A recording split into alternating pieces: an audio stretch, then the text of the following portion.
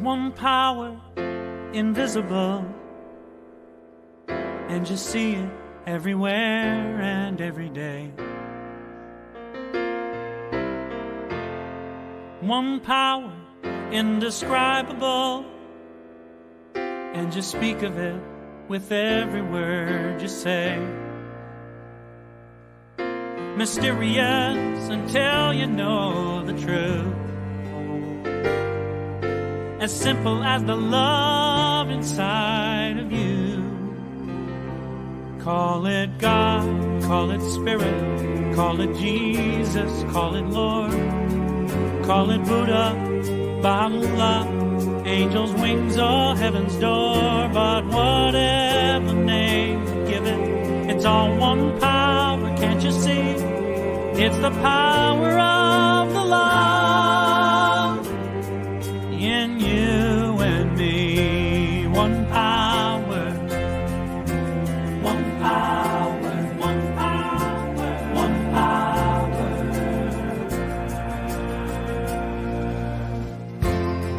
We speak so many languages, different clothing, different colors, different names.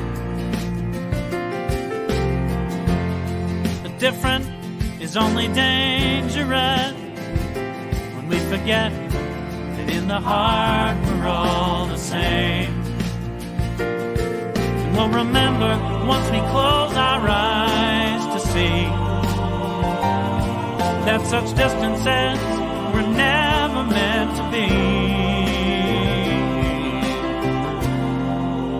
Call it God, call it Spirit, call it Jesus, call it Lord, call it Buddha, Baha'u'llah, Hashem or heaven's door. It's Muhammad, it's your mind, it's your soul, or it's your sign.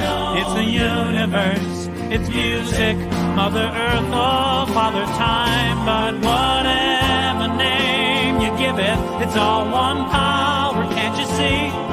Whatever name you give it, it's the very air we breathe. Oh, it's the power of the love in you and me. One power, oh, one power, one power is what we are.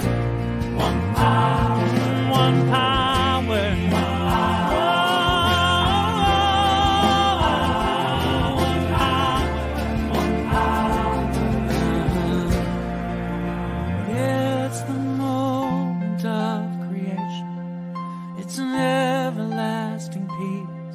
It's the freedom of forgiveness. It's the sweetness of release. It's the joy of inspiration. It's the sunshine on your face. It's the birthright of all nations. It's the boundlessness of space. It's the beauty of a baby, the serenity of sleep. It's the anger we abandon, for it's love that's most deep.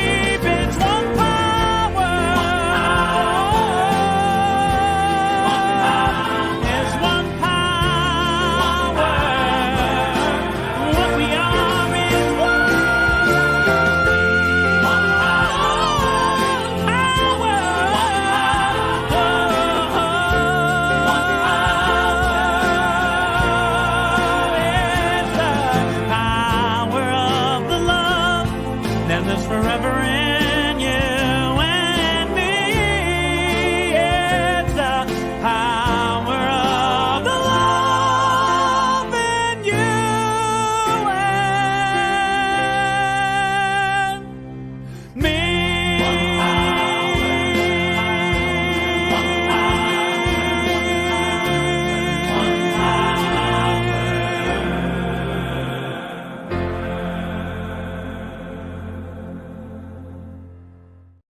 One power. That's all there is, and it's all there needs to be. Such is the nature of life that all it asks and all it wants is the opportunity to appear. You are that opportunity. So am I, and so it is. It's a great idea, and it's an idea that we speak here week after week after week, day after day at the Center for Spiritual Living Midtown. We're glad you've joined us today. We're glad you're with us both online and here in person. And I'm going to sneeze. Watch out. Catch the microphone. It's kind of chilly in here today, so we're adjusting accordingly. The sound people warned me that if I'm sneezing, I should let you all know so they can not make it better. Anyway, welcome to the Center for Spiritual Living Midtown. I'm so glad you're with us. We are a community that meets together here at the place that at the rec center. I'll spit it out here in a minute. And we are a community that meets together online through Zoom, through all of our other avenues of social media. And we don't really know how big we are or how small we are because there are so many avenues out there where people are observing. Every week I hear about somebody else somewhere else in some other part of the world who has enjoyed us or felt like they're part of us by being on our broadcasts. So thank you for being here. Whoever you are, whatever your lifestyle, whatever your understanding of yourself in the world and how you name that, we celebrate you. And we celebrate you as in the version that you know yourself to be. You know, it's a cruel thing sometimes when people try to celebrate your good based on their idea of what it ought to be. Most of us have come from families that do that to some degree or another. The truth is, what matters is we celebrate you as you are and as you choose to be, not as someone else thinks. So we do that. We believe in you. We believe in this teaching. We believe that life is getting better and better for everyone. We have been part of a national organization, Centers for Spiritual Living, for a long time. And our motto in that group, or our vision, is a world that works for everyone. Awakening humanity to its spiritual magnificence in a world that works for everyone.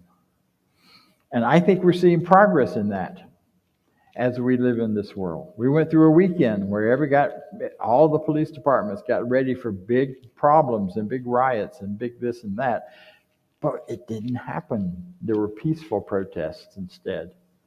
The problems in our culture and our society are bubbling to the top to be seen and recognized and something different done about them. So I'm excited about the times that we live in. I'm excited about the place we live. So thank you for joining us. To know more about who we are, you can learn that through our website, cslmidtown.org, and our Declaration of Principle, which you'll hear right now.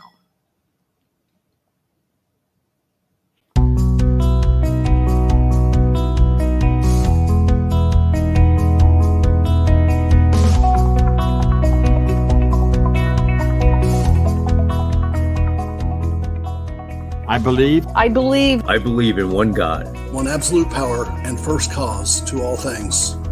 I believe that this power is perfect love and creates out of a desire to express love.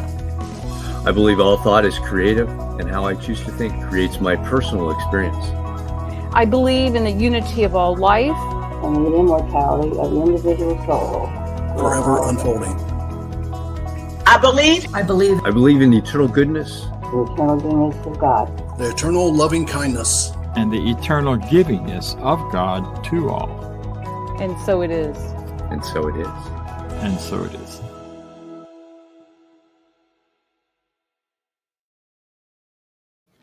So to know more about us, like I said, check us out on the website. Right now, we're going to hear from one of our practitioners. A practitioner in this organization is someone who knows this teaching, who knows how to support one another in this teaching, who have done it in a way that they changed their lives, and they can support you in changing yours and accomplishing what you wish to accomplish.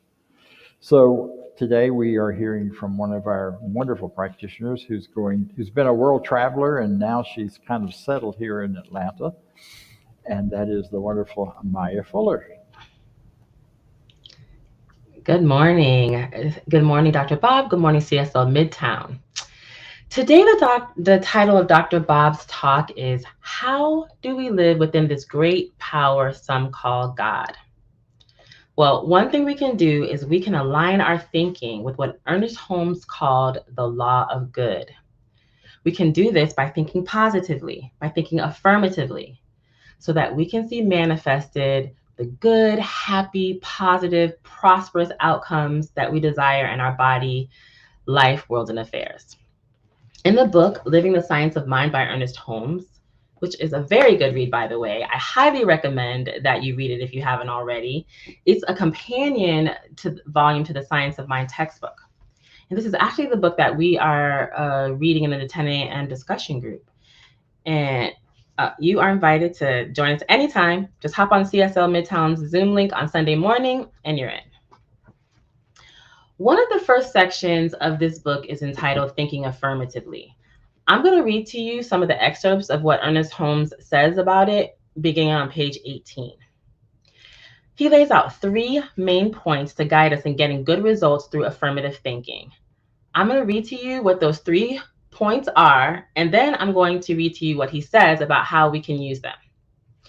So he says, first, let us begin with the thought that we are all united with an invisible force which is creative, and that we are already one with the universal mind which can do anything. Next, he says, let us consider that we are centers within this mind, and that the sum total of all our thoughts is either silently attracting good to us or it is repelling it from us. And third, let us know that we can change our thinking, and in doing so, cause the law of good to act affirmatively for us instead of negatively against us. So he goes on to give us more details about these 3 points that he's making here about the power of affirmative thinking.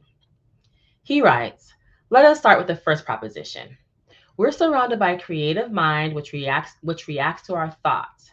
This is the basis of all faith and of all effective prayer, that we are surrounded by a creative mind which reacts to our thought.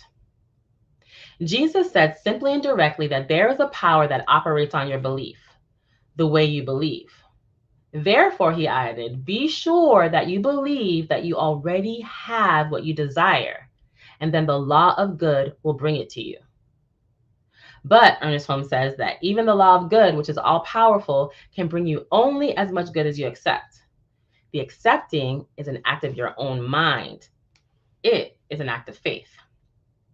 So he says our first proposition in thinking affirmatively is an act of faith. We must believe. It's natural to have faith and to believe, but when we find that we lack these qualities, we now know what to do about it, because belief and faith are mental attitudes. So we practice affirmative prayer daily by saying, I do have faith, I do have conviction, I do believe, I do know, and I understand that there is a power greater than I am. Thus, we're preparing our minds to pray affirmatively, which means to pray effectively. On to the second concept. He says that we are thinking and active centers in this mind, and the sum total of all our thoughts is either silently attracting good to us or repelling it from us. He talks about the fact that most of our thinking is unconscious. He says, here's where habit patterns of thought are laid down from infancy. And it should be our purpose to find out what these thought patterns are, and when they're unhappy or morbid or filled with fear, our job is to change them so that the natural, normal flow of the life force shall be resumed. He said that realizing that 90% of our thinking is unconscious, we should daily affirm that there is nothing in us that denies the good that we affirm, that every experience we have ever had which denies the good is wiped out of mind and memory, and that we are forgiven our mistakes and are encouraged to go on and do better. And then the third idea. He said that we can change our thinking, and in so doing so, cause the law of mind to act affirmatively for us instead of negatively. He says that Jesus gave us the perfect technique for doing this. Jesus told us that when our faith is in the good, it will obliterate evil. That is, good and evil, or the ideas of good and evil, are not equal powers. Good always overcomes evil, because good is real and evil is not. The affirmative attitude will always overcome the negative.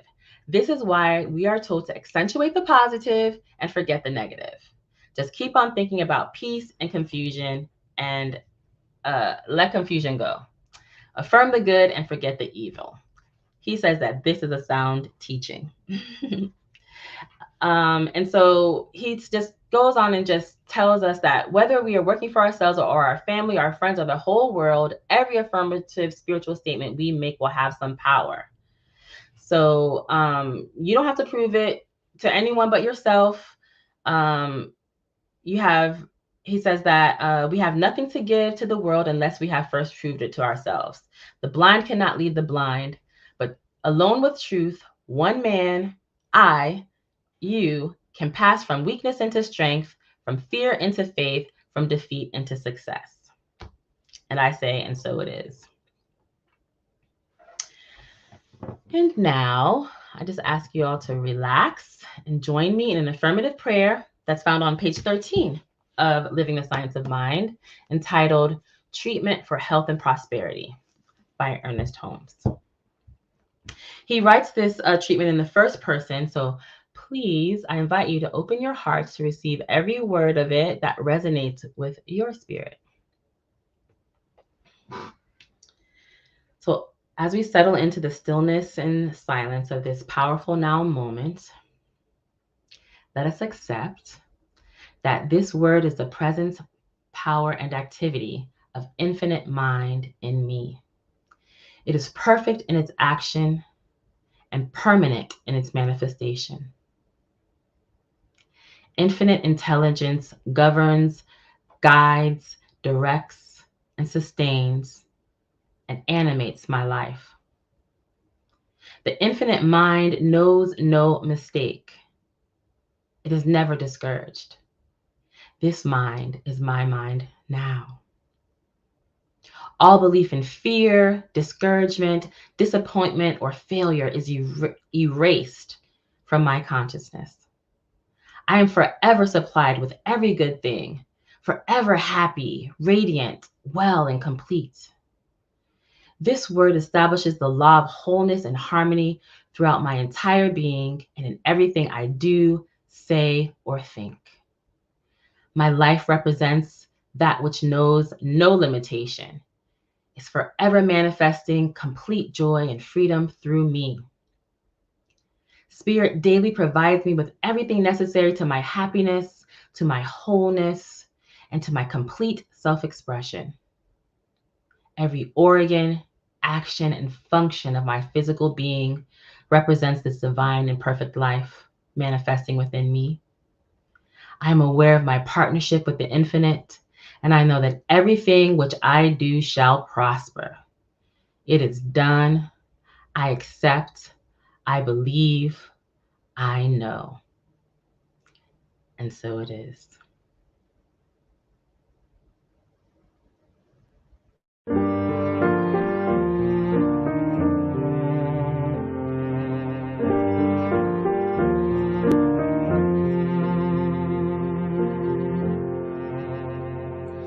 Well, have you ever felt as if your light was overwhelmed by all the pressures that surround you and all the struggles that have found you? Well, now don't you hide your light. Take a chance and open wide. And you can be the change. You can be the change. You can be the change that you want to see, and the world will change if you be the change. If you be the change that you want to see in the world.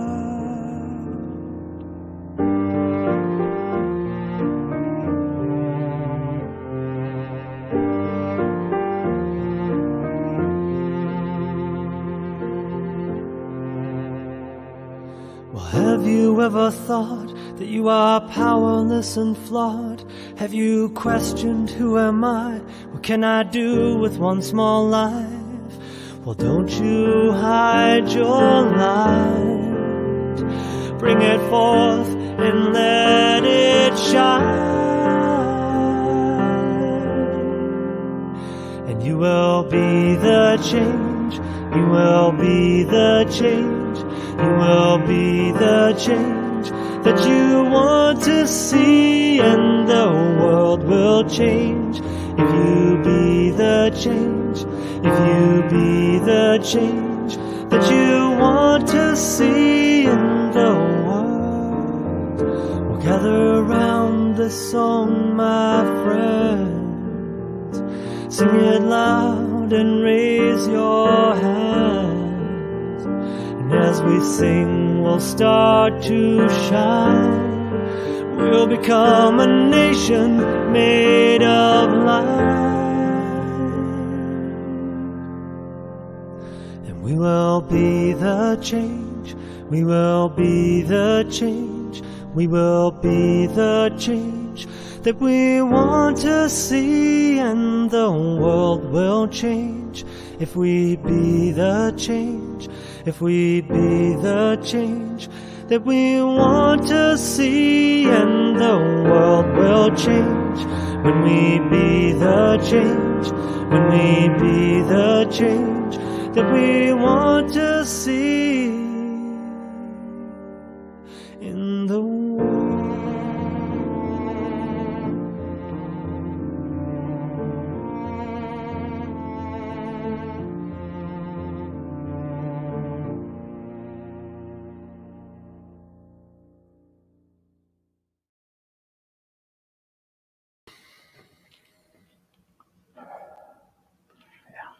Be the change.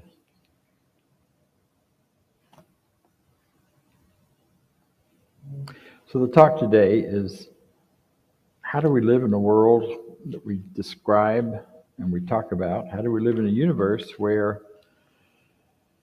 we have this amazing power? We've talked about God as a power, as an energy, as a beingness in the world, not as something out there somewhere or someone out there somewhere. We talked about how it works by working through us and by working for us, by working through us and by being operative in our thoughts and minds. And then the big question, and it's interesting, this question goes way back in philosophy, back as far as there's been philosophy, where at some point someone is saying, this is what the ideas are, this is the truth, how then shall we live? And that really is where we are today. How then shall we live? What shall we do? We say in this teaching all the time, there's a power for good in the universe greater than we are, and we can use it. A power for good in the universe greater than we are, and we can use it. But there's a flip side to that. There's a power for good in the universe greater than we are, and it can use us. And when I first heard that second part, I was like, no, I left religion. I already been through that religion where God will use you, but you're gonna have to suffer a lot first. You're gonna have to give up everything that matters to you, and you're gonna have to just, lay down your life because your life doesn't matter, because the only thing that matters is what we tell you. We being whatever the church idea at the time was. But that's not what we're talking about. We're not talking about this idea that the power for good in the universe is something you have to conjure up, or that it uses us by turning us into something other than who we are. but rather this amazing energy, this amazing power we call God, or spirit, or life, or infinite intelligence. That's a word I used to use a lot. I haven't used it much lately. Infinite intelligence. And we could use that. Well, how do we use it? There are kind of two sides to this. How do we use it, and how does it use us? So how we use it is setting intentions, a lot like what Maya was talking about. Setting intentions, positive thinking, creating these ideas within ourselves that we really believe in, and seeing them come forward and come forth into our everyday life. Most people who are listening to me at some point or other now have been through enough of this teaching, because I have a feeling from what we gather is that most of us who are participating here in our center are not new to New Thought, or we're not new to Science of Mind. So we know we've done the work. You've done your treatments and seen things change.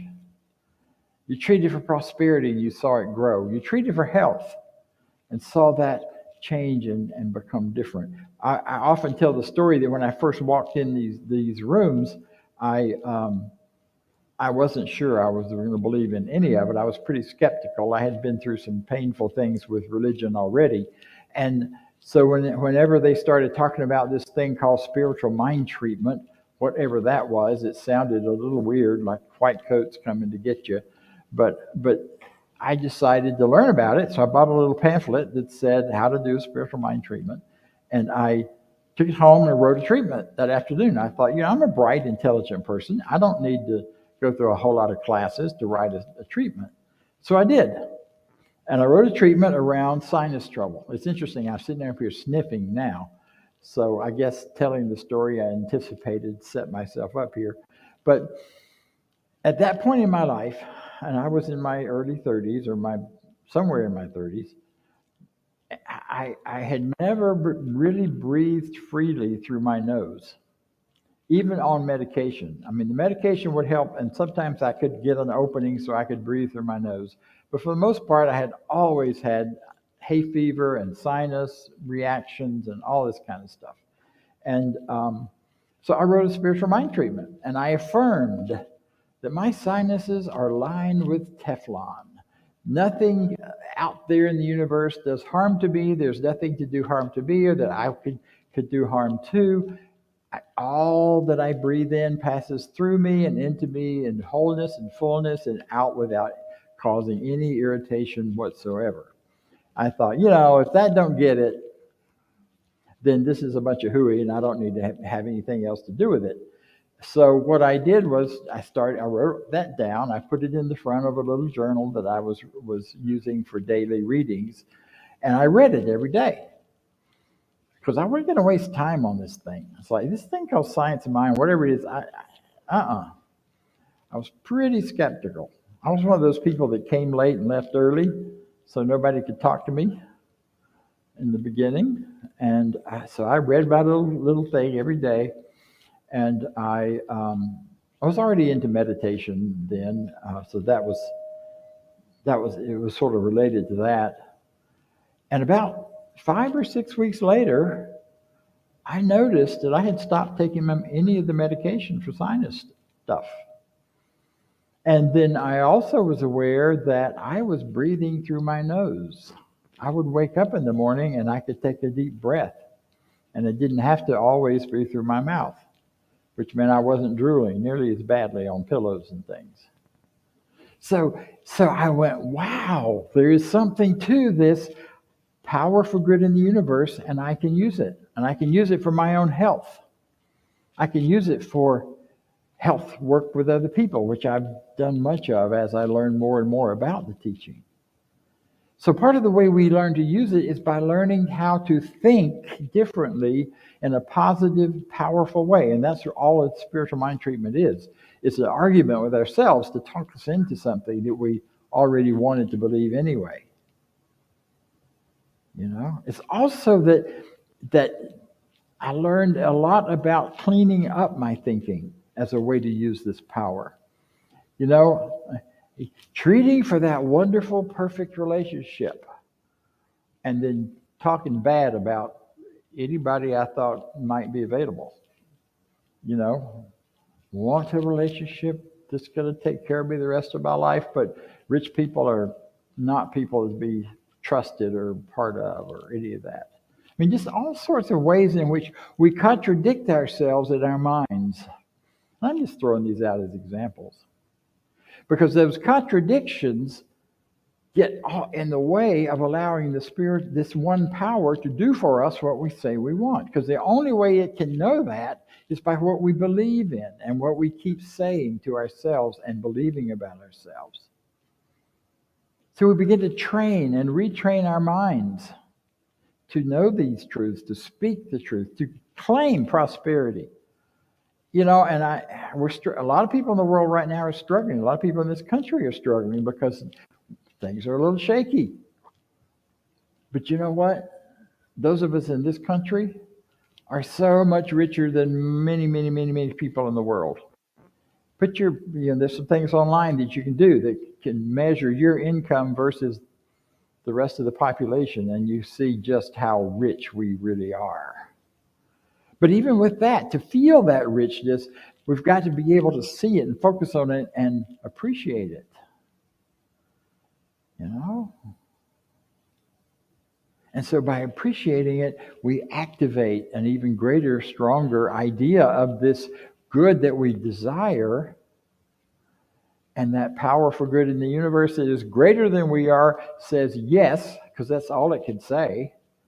That's why it's so difficult when you say, well, I want this, but I can have just enough. So that power says, yes, I want this, but I don't think I deserve it. And the power says yes. So we get that all that constant thing. So it's a really, in terms of using it, what I begin to learn and what I learn and what I'm still teaching is the idea that we get clearer and clearer in our thinking, and that power activates in the world around us and brings those things into our lives which we are naming and desiring. Greater health, greater wealth, wonderful relationships, and rich opportunities to give our gifts in what people call work. Now, the flip side of this is it can use you. And as I said, it ain't a bad thing. It doesn't turn you into something other than who you are. It uses you. And the way you know how to volunteer for that using, for that divine power to move in you and through you and use you, is what do you desire? What's your passion? What's your heart calling you to?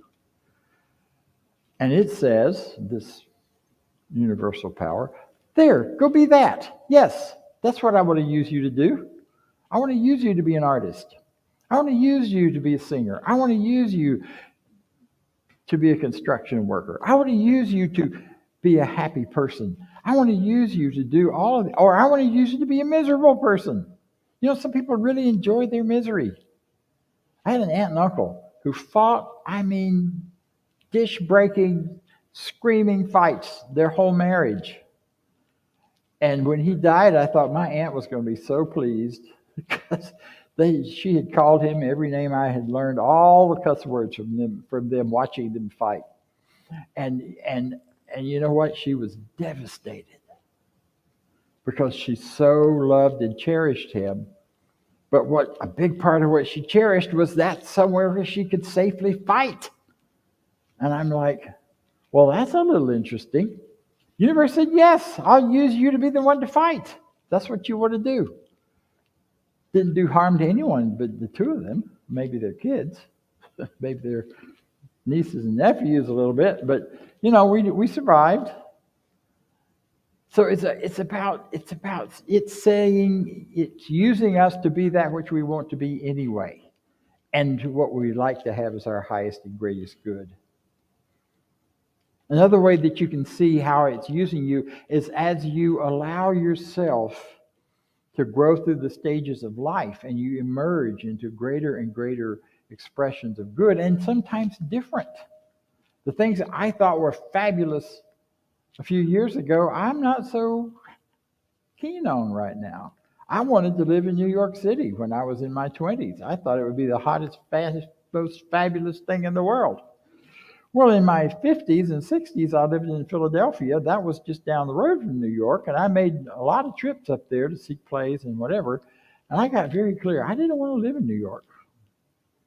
It was fine for me. It would have been fine for me in my 20s, but it wasn't fine for me at that age because it just wasn't a value I carried anymore.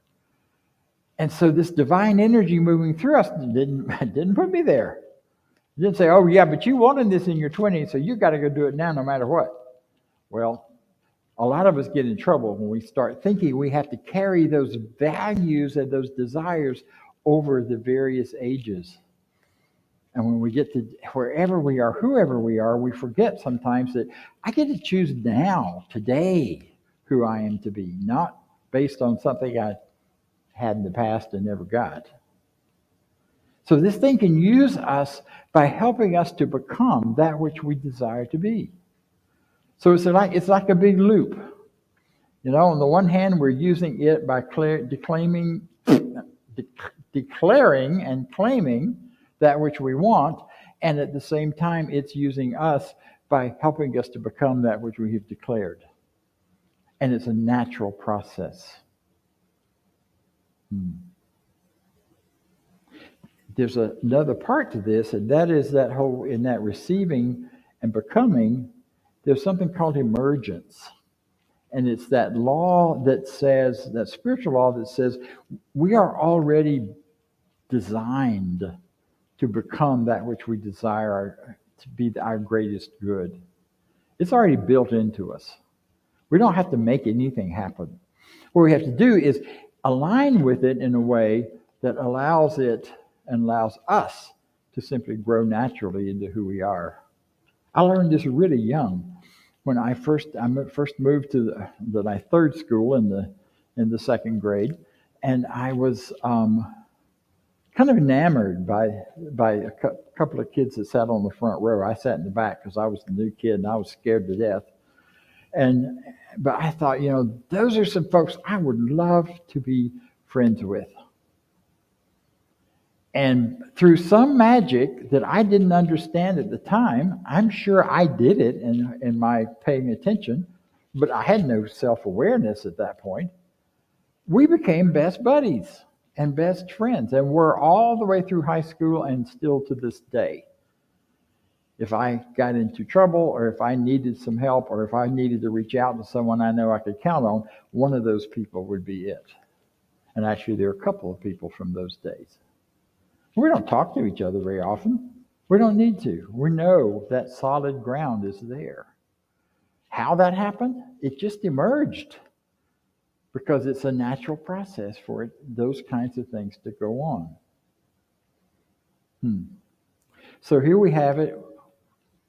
It's using us. We're using it. We declare our truth, prosperity, greatness, goodness, and all of that.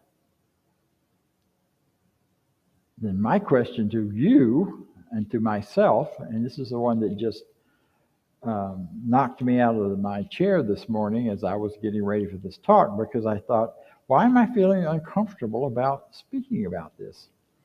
And I realized in some ways, given all that we have been through in the last 3 or 4 years, COVID, lockdown, you got to wear a mask, not going to wear a mask, all of those conversations and happenings, it's easy for us. I think it's become easy to lose faith, to lose hope, to lose the idea that these things really work. And we say the words. You know, Ernest Holmes says in this chapter in the textbook that the biggest challenge we have in our teaching is that we can philosophize about it, we can talk about it, we can theorize about it, but where the breakdown comes is in the practice. And, you know, when you're being told by systems and the fears around health and the fears around all these other things that we're being hit with lately, how terrible it all is and how you better be careful and how you better listen to us and do what we tell you, it's easy to forget that these practices still work. That these practices still hold out the possibility, not just the possibility, but the absolute certainty of providing the lives that we desire. And maybe that's more of a confession than I need to be making, but I want to tell you that's what was holding me back from wanting to do this talk. Because I started to see the places in my life where, not my life, I only have one, where I began to tolerate some things that I wouldn't have tolerated 20 years ago, or even 6 years ago. I began to tolerate some beliefs that there are things in my health that I have no control over. COVID, oh my God, we had no control over. They said stay home, and all of a sudden, all the traffic stopped in the metro Atlanta. I lived right next to one of the busiest streets, and it was amazing. I woke up in the morning that day, and it was quiet. No roaring traffic, and it was a strange new world. There's been a lot of written about how the animals came back out and things showed up differently and all of that over those years. And you all were here, you remember it. But something about having that freedom pulled away, as it seemed, has, I think, for many, many people in our country contributed, maybe our whole world, contributed to a loss of sense of personal power and individual responsibility. It was taken away. And I'm not making this is not a political statement about masking or not masking or gun carrying or not gun carrying, none of that. This is about back to our basic human beliefs about who and what we are. So I've made a pledge to myself to get back to these basic practices, to get back to absolutely standing in the truth that I always have, or I have for the last 20 years, that there's a powerful good in the universe that I can use it. But I got to do it. You know, the old funny story, how do you get to Carnegie Hall? Well, you take an airplane from Atlanta and you fly up to LaGuardia if you're not too lucky, and maybe JFK if you're a little more lucky, and then you figure out all the ways to get downtown to Manhattan, and then you get the buses and blah, blah, blah. But you know that's not the real answer. The answer is, how do you get to Carnegie Hall? Practice, practice, practice, practice. That's how you get there. How do you get to that life of freedom, that life where you, regardless of what's happening in the world around us, that we feel alive and in charge and on top of things? How do we get there? Practice. Old-fashioned for some of us, if we've been around a while. Things like you start your morning by naming what is my ideal day today. Not what's going to be done and what's going to happen to me, but my ideal experience of this day. Today I want to have joy. Today I want to have freedom. My phone is responding. Today I want to have the opportunity to love somebody, to touch a life in some way. I mean, whatever that is for you. Today I want to get the dishes done without hating it. I mean, that might be a start. On some days it is for me.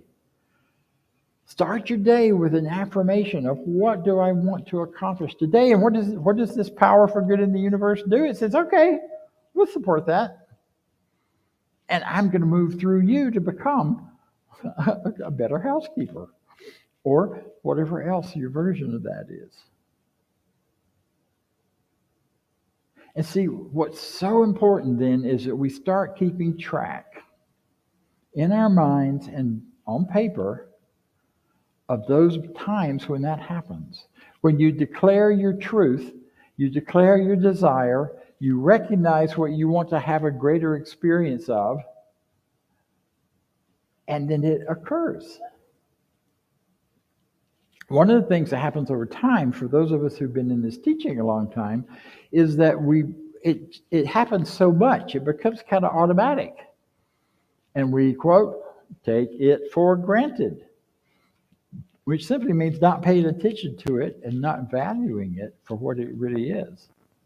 And when that happens, we can not realize how much it is already going on. Think about your day to day. Think about the last week. What have you declared as a good truth and a greater experience that you wanted to have for yourself that actually happened and showed up? When I ask myself that question, I realize, I don't think about that nearly as often as I used to. I used to pay attention. And boy, when I did, I had a lot of excitement and energy. Simple things like driving down the road and feeling a nudge to turn right instead of left. And then discovering something I'd been looking for a long time and didn't know that it was right there. It's like, wow, there it is.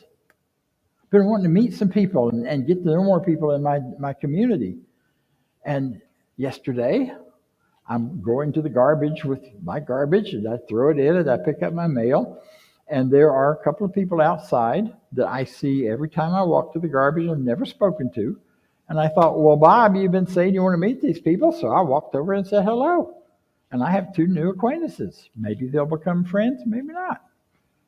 But it started. And I normally wouldn't even note that. But preparing for this talk makes me stop and think and bless and say, this is good. Hallelujah. To use an old phrase I don't often. So I invite you, as we are coming to the completion of this Roots month, getting back to our roots, back to our basics, do it. That's all. Just do it. Get back to the basics and not just thinking about it and talking about it and theorizing about it, but do it. Write your daily affirmations. Read something every morning from some text or some idea that lifts you up and gives you a better idea of life. If something is calling to you that is for yours to do out in the world, go for it. Because you've got a power for good in the universe that is greater than you are working on your behalf, and it will take you to that place of your desire. I said that without doubt before COVID. And I let COVID doubt me, turn me into some doubt over the last 3 years. And I'm standing before you today to say I'm done with that nonsense. So I invite you to join me in that. The only reason this room is not packed and we don't have them hanging out the windows is the rest of the world doesn't yet know how valuable and important this basic teaching is to changing our lives and changing our world. We do live in a world of magnificent people, in a world that can work for everyone according to their idea of their greatest good. But we got to make it happen and not just talk about it. And that's the truth. So help me. Thank you. You're wonderful. So am I. And so it is. And now Vance is going to come talk to us about prosperity. Thank you. Thanks, Dr. Bob. It's an awesome talk. And so for those of you here and online, go to the YouTube page, go to the YouTube channel, search for CSL Midtown, and follow us.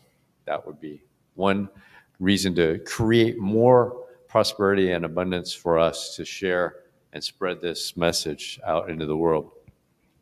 And if you want to give online, we'll have the QR code, but you can go to cslmidtown.org, and on there is a donate button. There's a QR code here on the screen, and you can take that. It'll take you right to the donate portion of our site. So if you will, read with me our affirmation of prosperity. I live in a universe of abundance. As I freely and joyfully give, I join in the divine flow, and all that I share with life returns to me multiplied abundantly. And so it is. And now, back to Dr. Bob for some more announcements. Thank you, Vance. Our everything guy. He's our sound and takes care of all of it for us. Thank you so much. So next month, we're going to jump into a balanced life. We're going to talk about how this stuff we're talking about today can actually be used in a way to improve our health, our relationships, our work, and our prosperity. One a Sunday. We're going to go a little deeper, dig into how you can do some of these things. So we're really getting down to the practicals for this year and definitely for this coming month. Also want to let you know that we started the Prosperity Plus Class 2 on Wednesday. And we have one person joining us this Wednesday. So I decided, wait, why hold it? Why close it? So we are reopening registration. If you would like to join that class, there is still time. Go to our website and you'll find the information on it. Connie, who's our administrator, is sitting back there grinning at me because she has to do the work to reopen the registration. And we're going to do that. It's not a hard thing. And would welcome anyone who'd like to join this, even though it's a week behind or a week late. We'll catch you up and we'll give you the opportunity to really put these practices I'm talking about to work around the area of prosperity or any area of your life. But it's a systematic, supported way to really start using these principles to prove to yourself, because that's the only person you got to convince, that it works and it works for you. So if you can, if you want to, and if you desire to, join us. All of the information about it is there online. And I think that kind of wraps up our announcements. So thank you so much. Join me, if you will, in our closing, which says, I leave this place now knowing something better than I knew before. I go forth into the world with a heart full of love and a mind full of good sense. I look at the world in a greater way, knowing that I have within me everything I need to create the life I desire. I give thanks for this understanding, and I am grateful for the spirit of life that lives through me, and so it is. Thank you for being with us today. Thank you.